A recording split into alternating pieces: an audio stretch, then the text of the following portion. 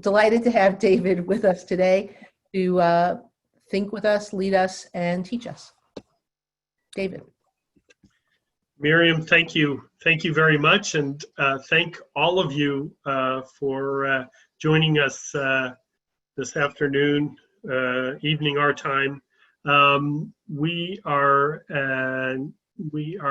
celebrating today the harvesting of the first fruits of Hannah.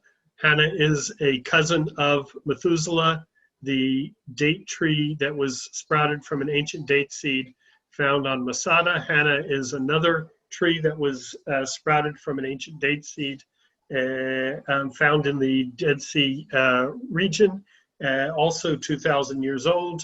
And as opposed to Methuselah, Hannah is a female, and therefore today we harvested the fruit, and we're very thrilled about that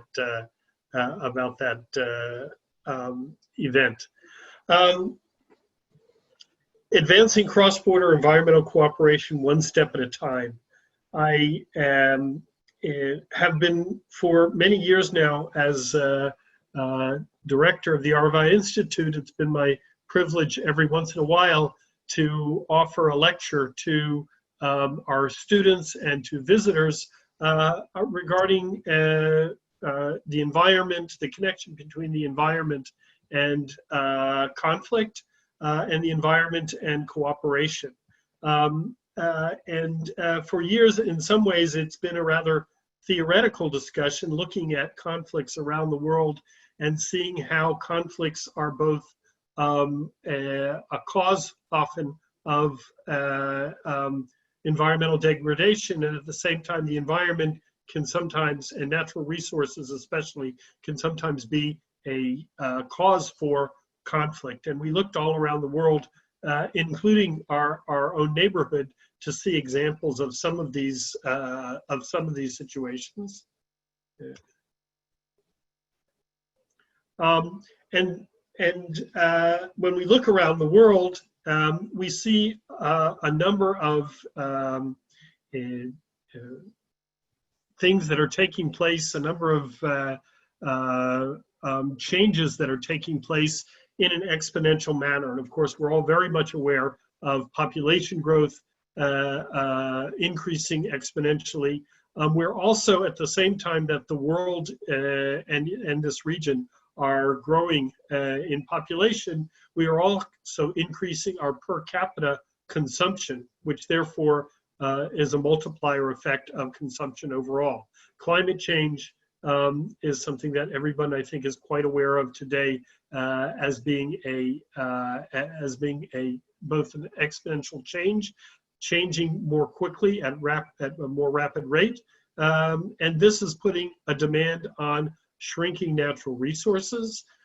We've also seen all over the world a exponential change in the amount of internal violent conflicts. It's actually true that we're seeing less conflicts between countries, less violent conflicts between countries, but at the same time, we're seeing a higher rate of internal conflicts, civil wars, like we see in Syria, like we see in Yemen, within countries.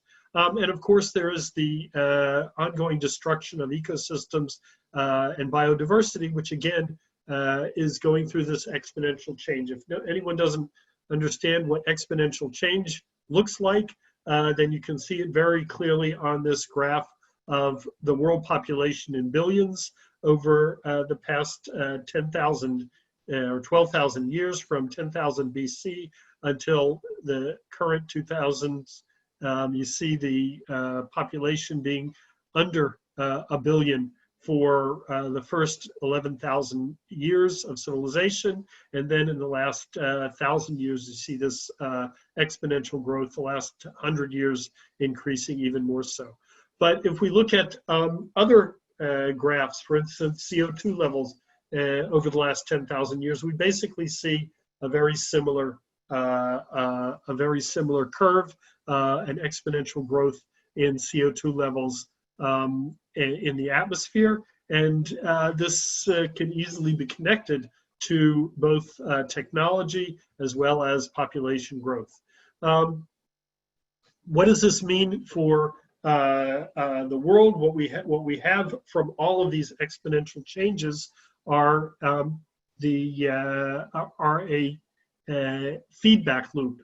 We see that when natural resources are destroyed, ecosystems are destroyed, natural resources are impacted. When natural resources are impacted, this is something that can cause war and conflict, and war and conflict can destroy ecosystems, which of course then impact natural resources. If you add to this population growth, climate change, and an increase in consumption, then what you get is a multiplier effect, which has an even larger impact on the world and on the feedback loop. The role of natural resources and the environment in conflict. So within conflicts, natural resources and the environment can contribute. One way they contribute to the conflict is to the outbreak of a conflict. They can be a cause for peoples to become violent with each other over natural resources, whether they be high value natural resources like mining, diamonds, gold, wood, or they can be low value resources, basic resources such as land and water. The natural resources in the environment can be used to finance and sustain a conflict. And if there is an opportunity to reduce the conflict or to bring the conflict to a resolution, sometimes we often see that these high value resources are often one of the reasons why peacemaking becomes so difficult, because people don't want to give up on hard-won mining options or hard-won natural resources that are keeping their local governments or keeping their local militias supplied with arms and food and the ability to keep fighting.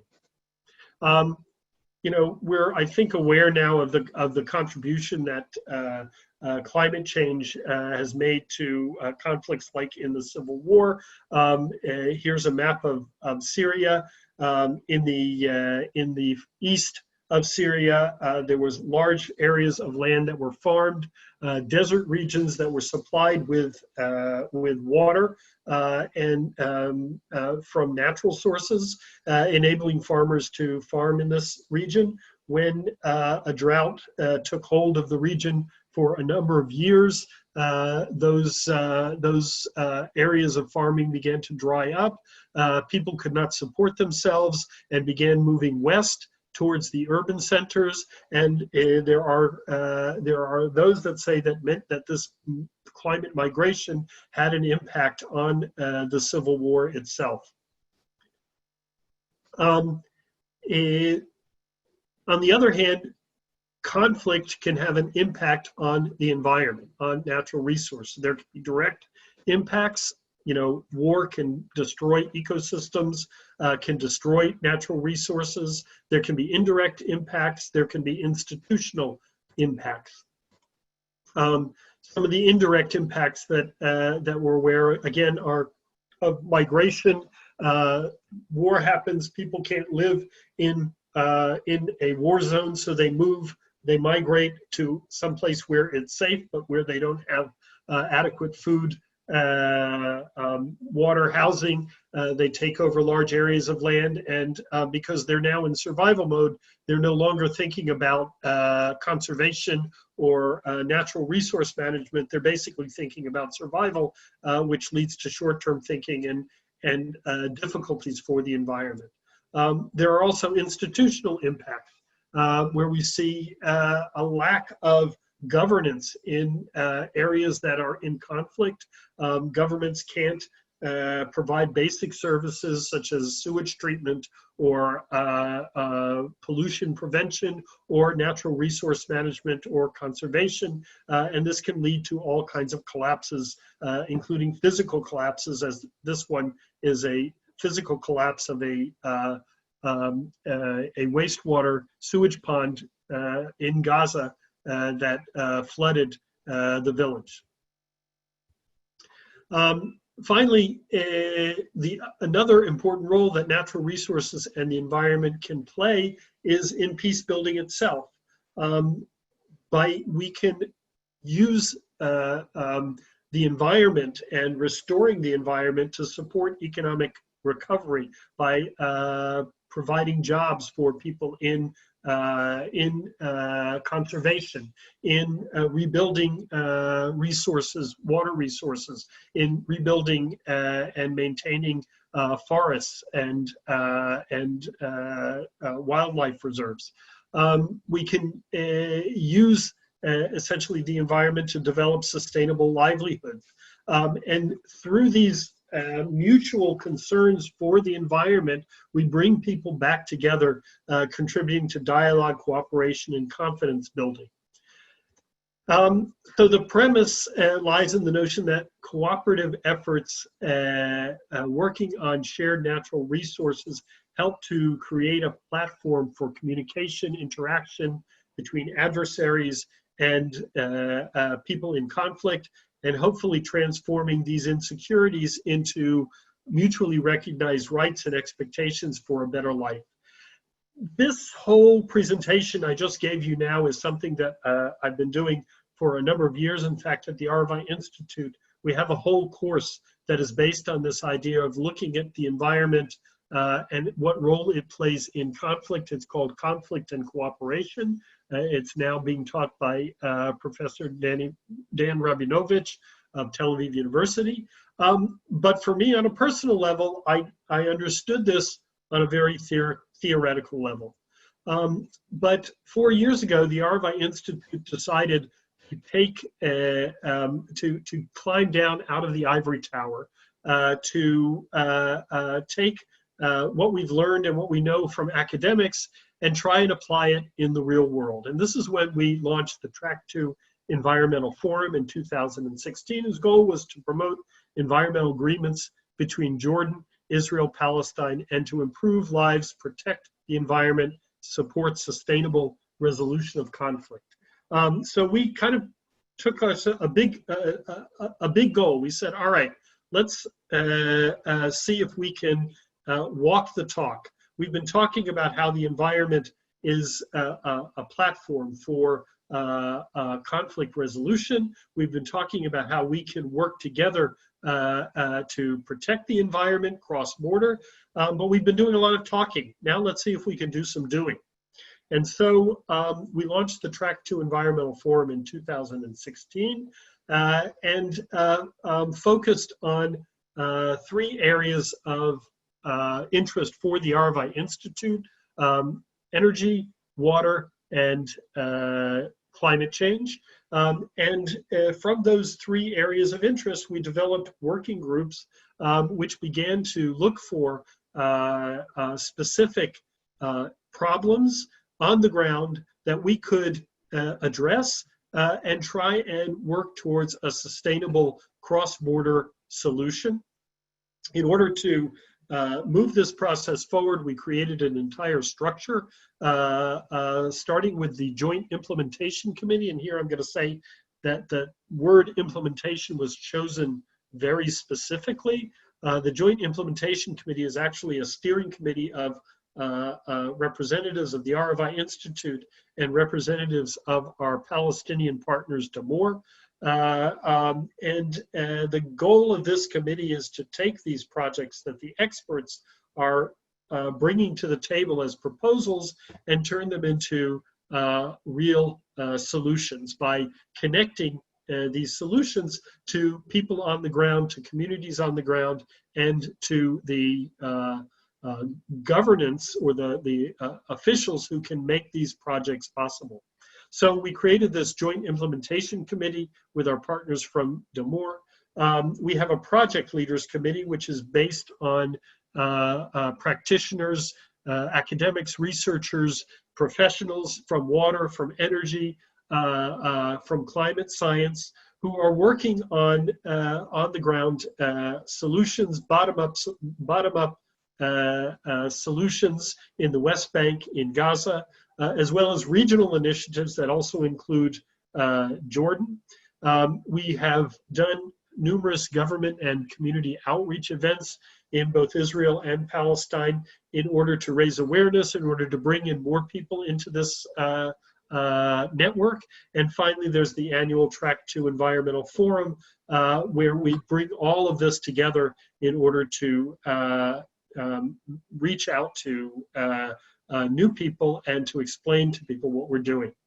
We'll go into this. We've had it, we're already on our third conference. And from this process now, we've developed a number of on-the-ground, bottom-up, high-impact solutions, which we are now in the process, after 4 years, we're actually in the process of implementing. One that some of you may have heard of is the Watergen project in Gaza, 96%. David, can I interrupt you for 1 second for just two housekeeping questions people must want? One of which is, someone already answered, energy, water, and climate change are the three bulk areas. But when you say bottom-up projects, and I know Watergen is a great example of that, can you just say how that means, in other words, you know, that what makes that important? Okay, I'm actually gonna explain more about that at the end, but it's Perfect. A good question. Okay, then it's a good question. I'm actually giving examples now of bottom-up solutions, but it is important to stress why bottom-up. I kind of skipped over it because I don't want to use too much time, but one of our keynote speakers at one of our conferences was Ambassador Dennis Ross, former special envoy to the Middle East from the U.S. government, who was in charge of negotiations, peace negotiations on a number of different occasions. One of the things that Dennis Ross admitted to us in the conference that he was the keynote speaker is that that they had a strategy of top-down solutions. In other words, they basically said, look, the governments will get together, they'll negotiate on the different issues, refugees, borders, end of conflict, Jerusalem, and then they'll bring this proposal to the people and there'll be peace. And he said that the mistake that they made was they only worked top down and that they did not work bottom up. He said that what we are doing, the Arava Institute with our partners, Damore, is the right approach, is that it's got to come from both sides. I don't believe that what we're going to do is going to actually bring peace to the Middle East. It will always require wise leadership at the top who come together and bring solutions between nations. But our bottom-up solutions do very important things. First of all, they solve problems now, not in the future.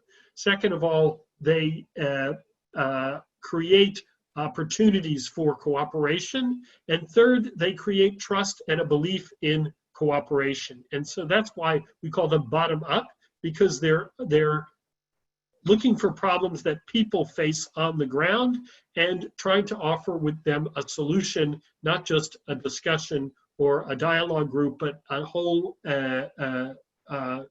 opportunity to actually solve a problem. And so Watergen, I think, is one of the best solutions we've come up with so far because it's been able to be implemented very quickly. 96% of the groundwater in Gaza is unfit for human consumption. Therefore, drinking water is at a premium.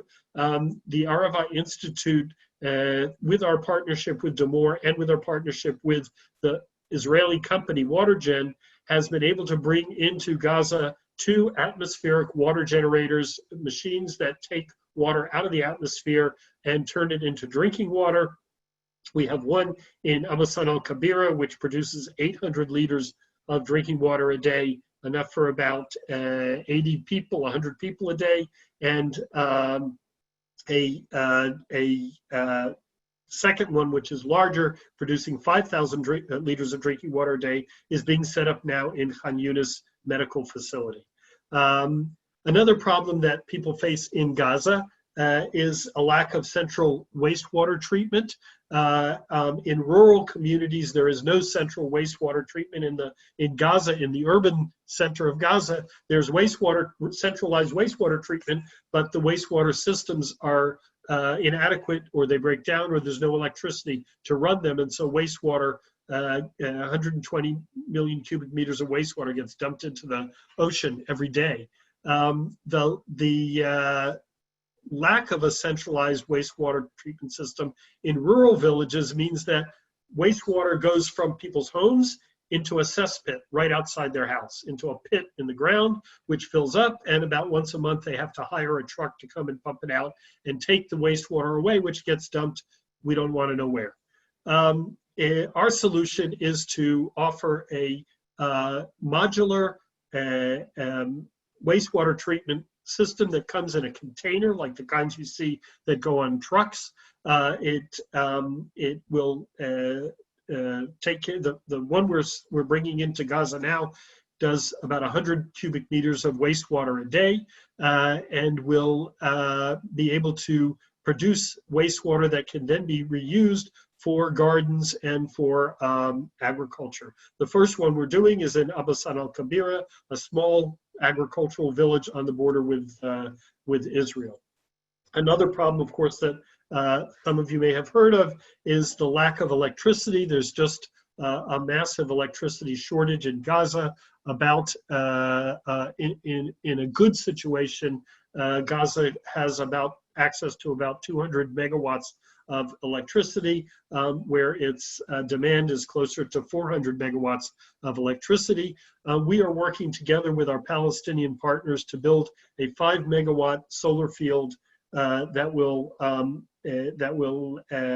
produce about enough electricity for 1,000 residents in the region, and it is located. It'll be located near Abasan and Khan Yunis governorate. That's in the sort of the middle of the map of Gaza. It's also, by the way, being placed in a area that the Israeli army has given permission to build a solar field. Another major problem in the West Bank is also inadequate wastewater treatment and reuse. The real issue is reuse. There is a fair amount of wastewater treatment in the West Bank, but most of it then simply gets dumped and is not used. And at the same time, there's a serious lack of agricultural water. And so there's been a number of plans to reuse treated wastewater in the West Bank. Very few of those plans have come to fruition. The Arava Institute, together with our Palestinian partners, took on a very specific project. We identified Al-Bire, a small wastewater treatment plant near Ramallah, which is treating wastewater and then dumping it into a wadi where it mixes with raw sewage and goes back into the aquifer. There's been a plan for over 10 years to pipe this treated wastewater, which would be good for agriculture, down to the Jericho Valley, but it's been stuck in a sort of ping pong bureaucratic logjam for 10 years, being tossed back and forth between the Palestinian Water Authority and the Israeli army, which must approve the route. Through the work of the Track 2 Environmental Forum, the Arava Institute has now negotiated a agreement on the route of the pipe, and the next step is to actually get a plan that both the Israeli government and the Palestinian Authority will approve. Another issue that we're working on in the West Bank is charcoal production, which used to be an important livelihood for a large number of Palestinians in the Jenin area. It was shut down by the Israeli army because, as you can see from the top picture, it was a very polluting industry. And so we've been working with Palestinian and Israelis, farmers and former charcoal producers to look for a green solution, to look for a technology that will enable the Palestinians to go back to producing charcoal in a sustainable way. We found the technology, and we're now in the process of negotiating with the Israeli Ministry of Environmental Protection on giving us the appropriate approvals to test this technology in Israel. So we've been doing this now, as I mentioned, since 2016, working on these bottom-up high-impact solutions. And there's a number of things that I think we've learned, some valuable lessons that have been learned about environmental peacemaking that I can now incorporate back into my lecture, and I'm testing it out on you guys, where we're bringing it back to academia, where we started in academia, we went out into the field, learned some things, and now we're starting to bring back some lessons to the classroom that we can both learn for ourselves but teach others. What we've seen is that there are some important advantages to our approach.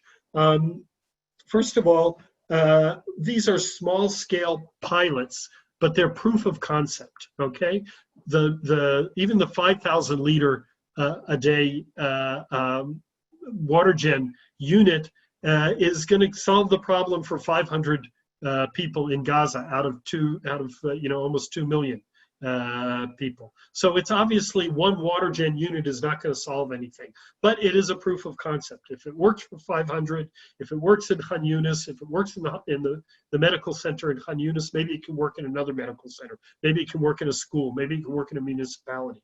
Second of all, because these are small scale projects, they are relatively quick to implement.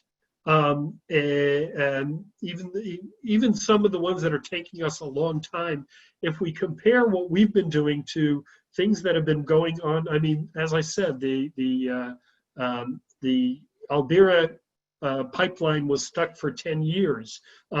There's something called the North Gaza Emergency Treatment Plant, which is a major wastewater treatment plant in north of Gaza, which was supposed to be built in order to prevent those millions of cubic meters of wastewater from going into the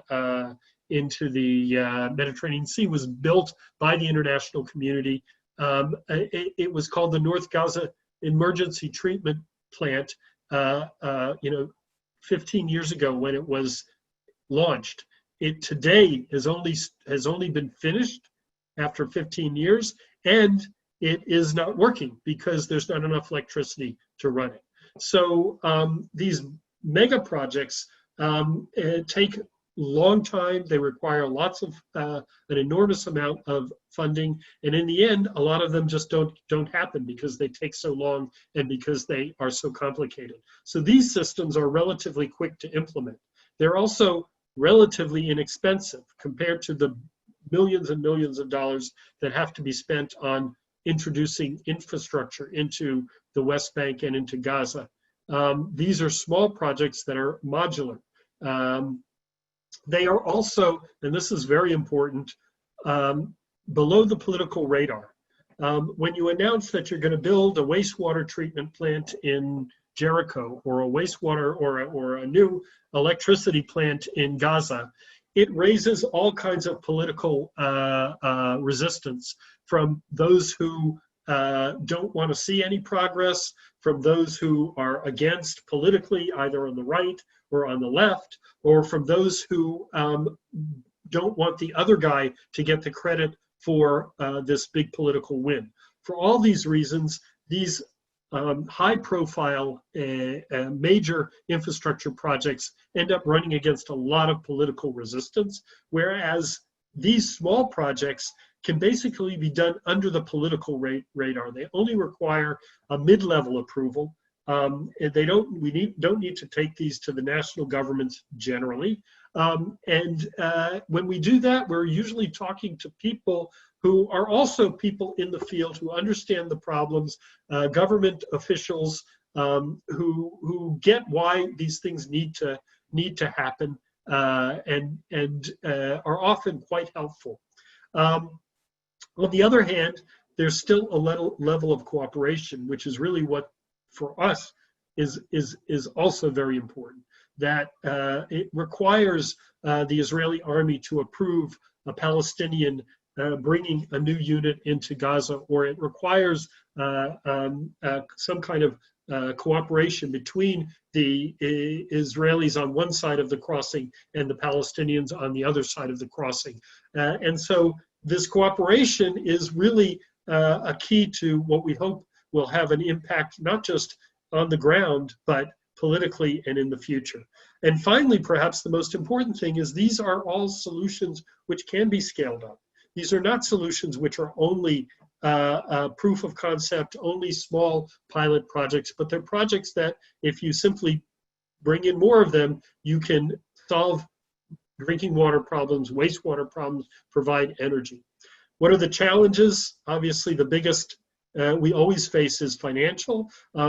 I think we're very privileged this evening to have a number of people on this call who have actually helped the Arava Institute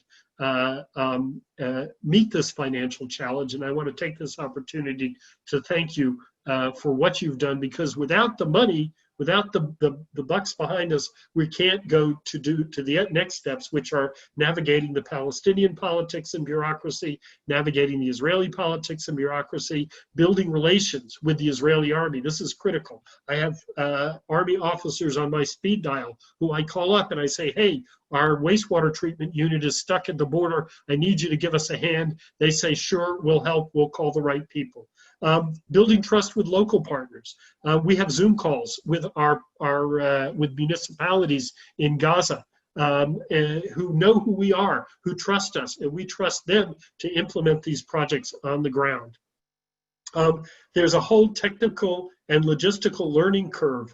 I'm not going to go through with you what it takes to get a permit to bring a Watergen unit into Gaza, but it involves about 10 different Israeli government offices and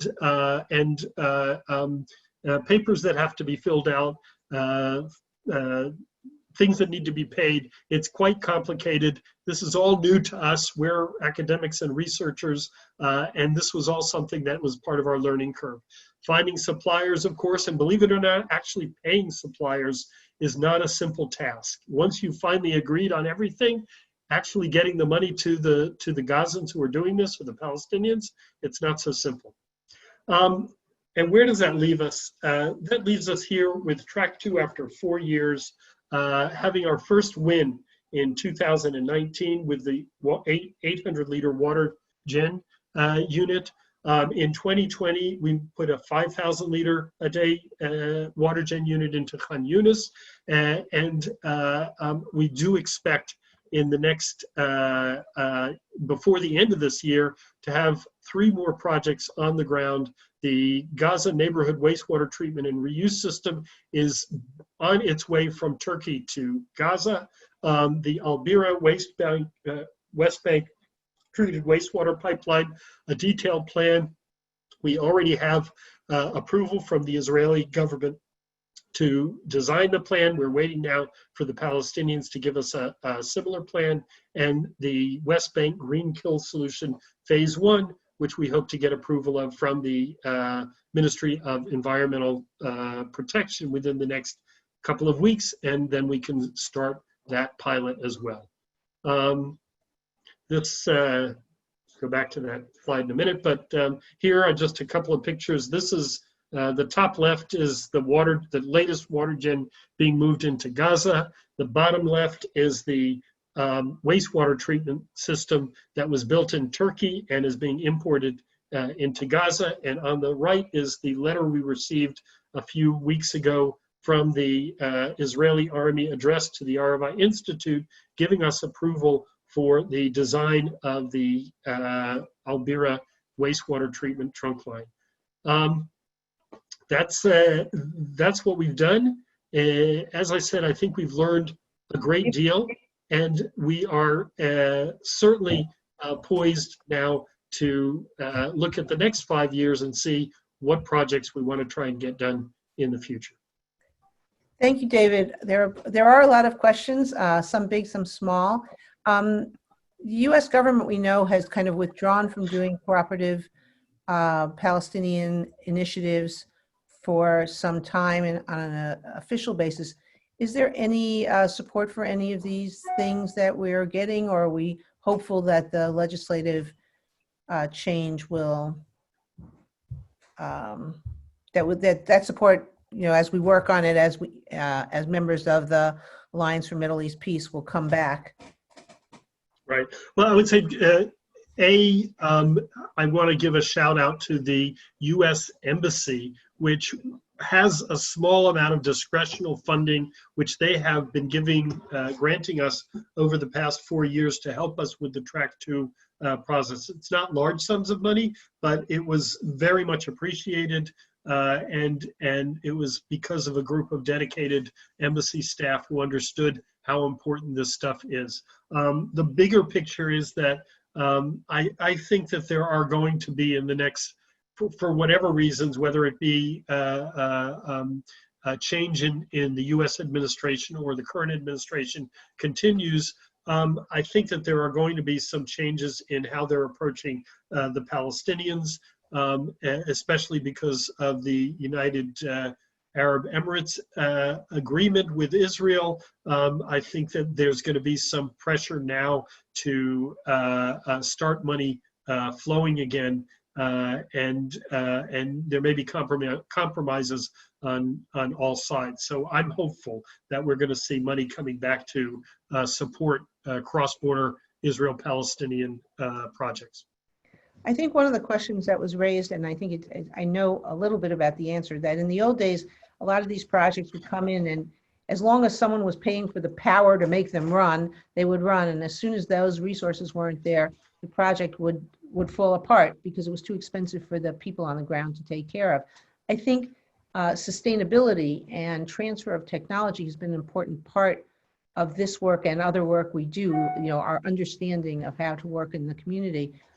Is that being addressed in these particular initiatives? Yes, definitely on two levels. On one level, one of the main reasons that we work directly with municipalities is because, in a sense, it's the municipalities that have the deepest interest in these projects, not only working, but continuing to work, because they solve a problem for them. If we take Abasan, for example, they are under a lot of pressure to solve their wastewater treatment problems. And so they don't take this stuff for granted. They're working with us, and in fact, we are only supplying them with the basic unit. They are responsible for the system which will bring the wastewater from the houses to the wastewater treatment plant. They are also going to be charging a charge to people, to residents, for the wastewater reuse and conditioning. So there is, in a sense, in each one of these projects, there's a business plan. There's some kind of flow. It may not cover it may be partially dependent on grants, but it's usually some kind of mix of both grants and users paying some part of that. So we have many questions, from the particular to the grand. I think one of the most interesting things for people is this sort of scalability. How do you take an initiative, which, as we know, is proof of concept, which is building the relationships and the trust that allow the next project to happen, is learning that things can happen even in Gaza, that is beyond or beside Hamas, and still gets done. How do you see this being transferable to both our own environment in terms of scale, the Middle East environment, but also beyond that? I know there's a lot of understanding that, as you said at the beginning, it's a hotter, more migratory, drought-filled world. We used to worry about people who are off-grid, which was maybe 30%. Well, more people will go off-grid if they cannot continue to stay in their homes because of climate change. How do you see the pieces of this puzzle sort of coming together for solutions elsewhere? That's a good plug for our for our webinar we're going to be holding in Yes, about yes, it yes, is. I know, Mary. In about 2 weeks, where we're going to be talking about food, water, and energy solutions to bring resilience to a vulnerable world. I think we used to think about these kinds of technologies as solutions for some Bedouin community in the Negev or some village in Africa, which was totally off grid and had no infrastructure and needed to, could only get energy through solar panels or could only get clean drinking water by taking care of it themselves. I think that today we live in a vulnerable world. I think it's very clear COVID-19 has certainly shown us how vulnerable this world is. And I think that a lot of what we're doing in Gaza, in the West Bank, in Jordan, and in the central Negev desert, in the Bedouin communities, could actually be solutions that are appropriate for Beersheba or Tel Aviv or Jerusalem or Amman or San Francisco or New York. I think that the world in general needs to look at how we can build resilience into our communities. And one way to do that is to give communities independence, give communities the ability to control their own production of electricity, their own production of food, their own production of drinking water. So these are not only, I think, opportunities to help communities where there's a tremendous deficit of these basic human needs, but I think all over we should be looking at how do we build resilience into our lives. Great. Well, there are many questions, and fortunately we're capturing them in our chat, and we'll forward some of them that haven't been asked in a public forum to you as well, David. I think there is, all these things are exciting. This is exciting. And I think the most important thing is that it's not theoretical, that it's bottom up, that things are happening, things that people would say are impossible to happen. Israeli technology in Gaza, providing people with clean water, coming up with solutions for things that were stalled for 10 years in terms of making communities more successful in the West Bank and therefore more engaged in their lives and their livelihoods. And we all know that the normalization, shall we say, with the UAE will make also another round of interesting opportunities and changes. So thank you so much, David, for sharing this with us. I know people will have to we'll get off, but we also have a list of these questions. We'll circle back. I'll be happy if somebody sends them to me. I'll be happy to answer them, and then we can distribute them. That'd be great. Sure. And if folks have other things that they want to bring to us or ask us about follow-up, everything from what does an inexpensive program mean to what are their opportunities. And now a plug for our next event. September 9th, we're hosting Dan Rabinowitz, the author of The Power of Deserts, and to speak about climate change in the Middle East and the promise of the post-oil era. I think it will be also fascinating and also kind of thoughtful academic side to our work that we don't that we are delighted to share with you. And we're really very happy and proud to have this series and to have the people who you want to hear from, because they are doing interesting work and have really interesting things to say. So thank you, David. And thank you. Thank you all. Thank you all for joining us.